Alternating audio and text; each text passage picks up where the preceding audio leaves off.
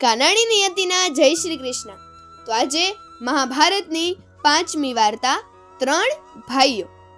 વિચિત્ર વીર્યએ અંબિકા અને અંબાલિકા સાથે લગ્ન કરીને તેમની સાથે સુખ અને આનંદમાં કેટલાક વર્ષો વિતાવ્યા।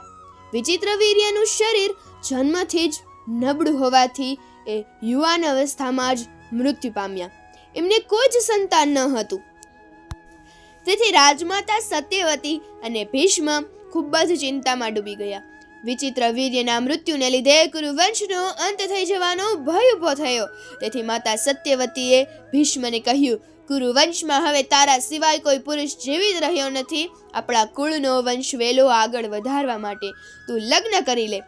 ભીષ્મએ જવાબ આપ્યો, માતા, તમે મારી પ્રતિજ્ઞાને ભૂલી ગયા છો, પણ હું મારી પ્રતિજ્ઞાને કેવી રીતે ભૂલી શકું? ત્રિલોકનું કે સ્વર્ગનું રાજ્ય મળતું હોય ને તો પણ હું મારી પ્રતિજ્ઞાનો ભંગ ન કરી શકું। સત્યવતીએ કહ્યું, તું તારી પ્રતિજ્ઞાનો ત્યાગ કરવા તૈયાર નથી। હું કુરુવંશનો અંત થાય એ સહન કરી શકું એમ નથી। તેથી આ પ્રશ્નના સુખદ સમાધાન માટે આપણે મહામુનિ વ્યાસની મદદ લેવી પડશે। ભીષ્મ આ માટે સંમત થયા। એટલે સત્યવતીએ તેમના પુત્ર વ્યાસ મુનિનું સ્મરણ કર્યું। તરત જ વ્યાસ મુનિ માતાની સમક્ષ પ્રગટ થયા। સત્યવતીએ વ્યાસ મુનિને તેમની વ્યથા જણાવી। વ્યાસ મુનિએ તેમની દિવ્ય શક્તિથી અંબિકા અને અંબાલિકાને તેમજ અંબિકાની એક દાસીને એક પુત્ર આપ્યા। અંબિકાને ધૃતરાષ્ટ્ર નામે પુત્ર થયો। તે જન્મથી જ અંધ હતો। અંબાલિકાને પાંડુ નામનો પુત્ર થયો અને અંબિકાની દાસીને વિદુર નામનો પુત્ર થયો। આ ત્રણેય બાળકો મહામુનિ વ્યાસની કૃપાથી જન્મ્યા હતા। તેથી તેમને કુરુવંશનો વારસદારનું સ્થાન મળ્યું। ભીષ્મએ તેમને પોતાના જ પુત્રોની જેમ ઉછેર્યા અને એમને જ્ઞાન આપ્યું। ધૃતરાષ્ટ્રના ત્રણેય ભાઈઓમાં સૌથી મોટા હતા, પરંતુ તે અંધ હોવાથી હસ્તિનાપુરની ગાદી પર પાંડુનો રાજ્યાભિષેક કરવામાં આવ્યો।